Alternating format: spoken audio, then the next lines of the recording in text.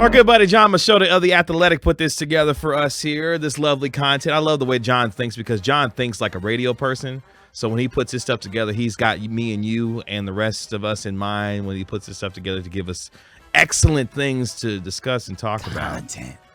And his latest piece entitled, Why the Cowboys Want Dak Prescott to Stay Aggressive Despite His Recent Interceptions Before Halftime. And I thought to myself, well, how about that? That's very interesting because you start to look at the numbers, Reginald Attitude, things have been looking up for the Dallas Cowboys offense since one Ray and Dakota Prescott has returned to this lineup. You mean the starter's better than the backup?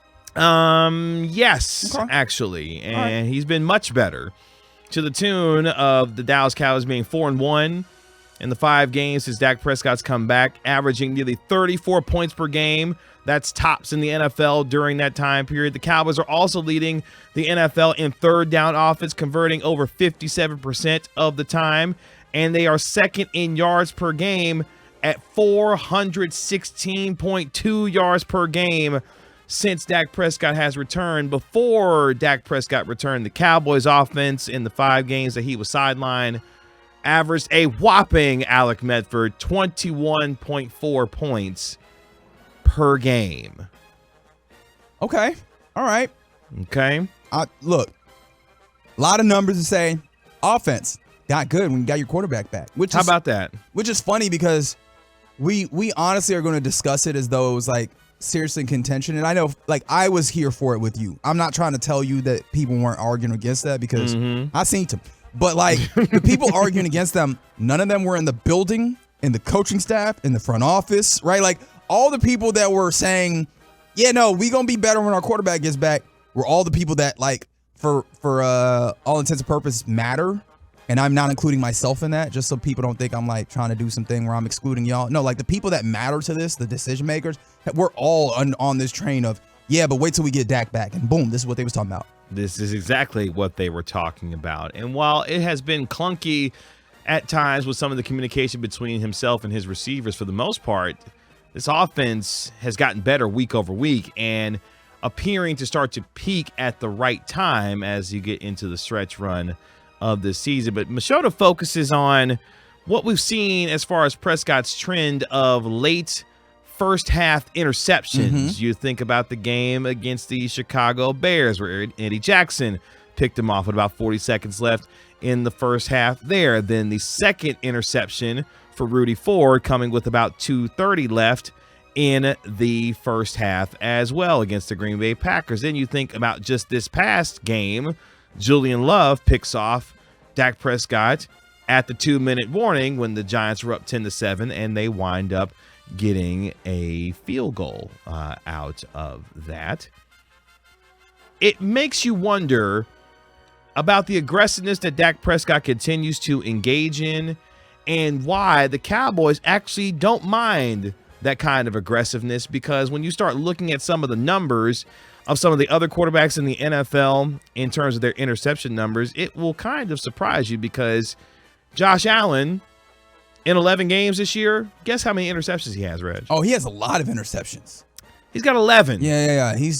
We have seen the return, and this is not a Josh Allen segment. We've seen the return of, how do I say this nicely? Panic Josh Allen. I was about to say bonehead Josh Allen, but that is unnecessarily mean because he is still, like, you still have the goods of Josh Allen in there. You're just seeing some of the panic come back to him, and that's getting some of these picks off of those. Allen leads the league with 11 interceptions in 11 games. Aaron Rodgers has thrown 9 in 12 games this year. Patrick Mahomes, who is the leading NFL's MVP candidate, he's got 8 interceptions in 11 games. All that to say is that the aggressiveness of your quarterback appears to be in line with the aggressiveness of some of the best in the league. But the difference between, I think, Prescott and obviously with Josh Allen and Patrick Mahomes is that the talent level disparity, number one. Yeah, Prescott be doing, Mahomes rather, be doing these things that are insane. Yes. And then Josh Allen is just a specimen. The difference being that we believe that those quarterbacks, when the game is on the line most, in the biggest situations, will be able to stay away from those mistakes and then overcome whatever deficiencies their team has to be able to lead their team to victory. Dak Prescott, while yes, has been in the playoff situation, a few times, has not necessarily been able to overcome, whether it be his own mistakes or the mistakes of his teammates, to be able to lead to his teams to victory. So I wonder how that will play itself out as we get deeper and deeper into the season, where Dak Prescott, to me, has to be the engine on offense that makes this thing go if they are to get where they believe they should ultimately this season. Yeah, and that is going to be a point where we have to evaluate him further. I mean, obviously, I'm not trying to do the thing where we can't do any evaluation in the past because he's played for a while. I'm not trying to do the thing where it's like, well, yeah, this next game is. I'm not trying to push evaluation off like some people might. But what I am going to say is it feels like all the things that you've laid out and that Jon Machota did a fantastic job laying out in this article is that, look, man, sometimes for quarterbacks, in order to make some omelets, you got to break some eggs. And I think you might remember this, but there was a time that we had our friend David Hellman on, and I asked him, I wonder how people will respond to Dak Prescott if he was more aggressive. And I don't want to say this like I was being any level of prescient. It was just a random thought in a vacuum, and it's kind of been interesting that he has been more aggressive. And how do you think people have responded to this? Because people have made a big deal out of those particular interceptions late in the season or late in those games. But I also think people have largely just kind of been in the same place that they always have with Dak Prescott. Well, to me, it's a catch-22 because on the one hand, what's been one of the things that we have said about Dak Prescott throughout the entirety of his career? He is not on that tier one upper echelon of quarterbacks with the Rodgers, the Bradys, the Mahomeses, the Allens, whomever you want to name in that category. He's on that second tier. But one of the things that we have criticized him for that we want him to get better at is throwing with anticipation and throwing dudes open. Sometimes you got to risk it for the biscuit and try to throw guys open. And that means at times you will make aggressive throws where normally other quarterbacks who are not capable of making them would shy away from it. We have been asking Dak Prescott to make or attempt to make these throws while still engaging in the good decision-making process that normally accompanies his play. So if we're going to ask him to be one of the upper echelon quarterbacks, we laud the Mahomeses, the Allens, and all these guys for their abilities to make tight window throws, aggressive throws that throw guys open. If we're going to ask Dak Prescott to do that, we have to live with sometimes him making some mistakes in those aggressive moments, as long as it's balanced with the good decision-making that normally comes with his play week in and week out. Yeah, and I think also give a little grace for, or at least a grace period to be specific, for an attempt to figure this out. Now, this is the thing, and we all know this. Playoff evaluation isn't fair.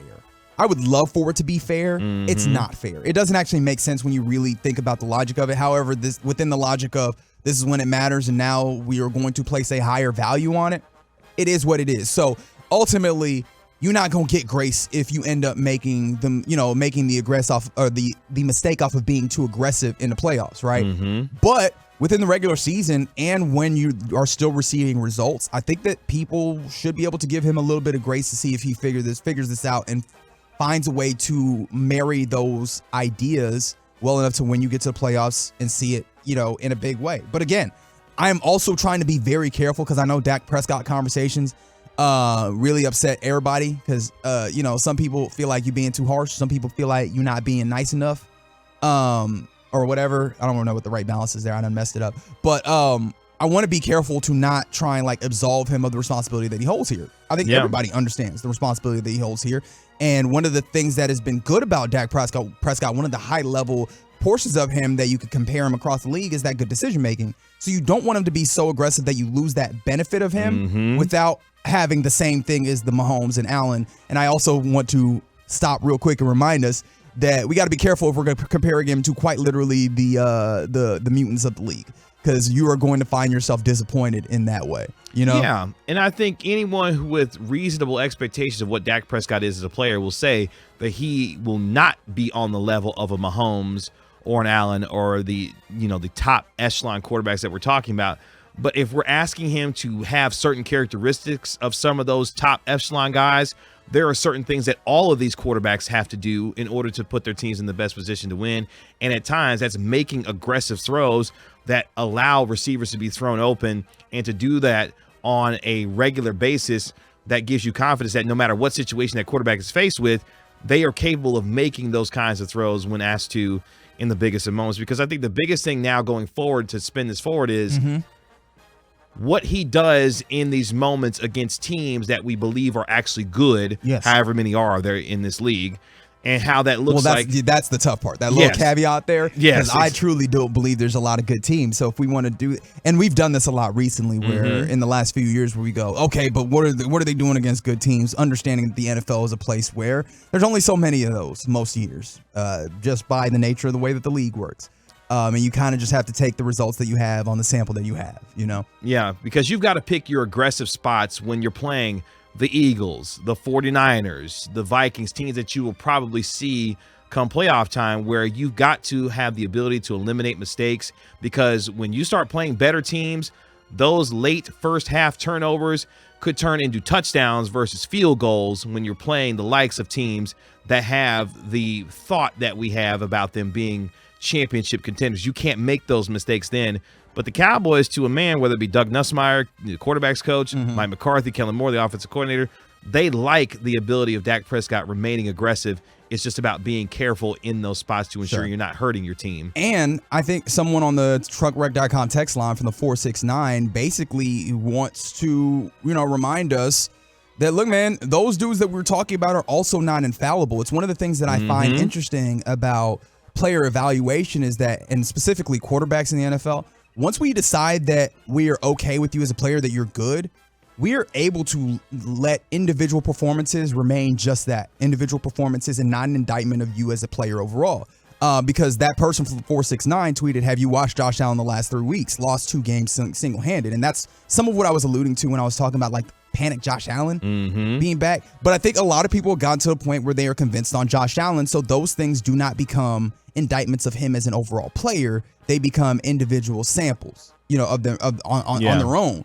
And I think that in some ways we have to understand and recognize that. And also, it's kind of the Kobe Bryant effect. Remember when with LeBron James, relatively early in his career, everybody would talk about how he would be passing away and not having the clutch gene. And these other dudes was clutch, and they were great in the clutch. And you go back and you actually look at their numbers when it came to those minutes.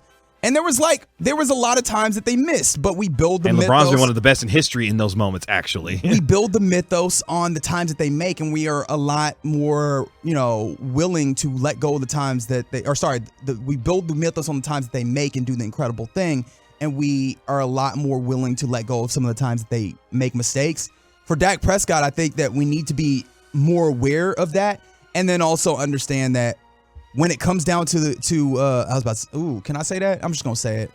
Dump me if you got to. When it comes down to nut cutting time, like Dak Prescott, in the playoffs, that aggression, you got to find that balance, and that's what you'll be ultimately judged on. But for the time being, I think having the aggression is better than not having it at this point. Agreed.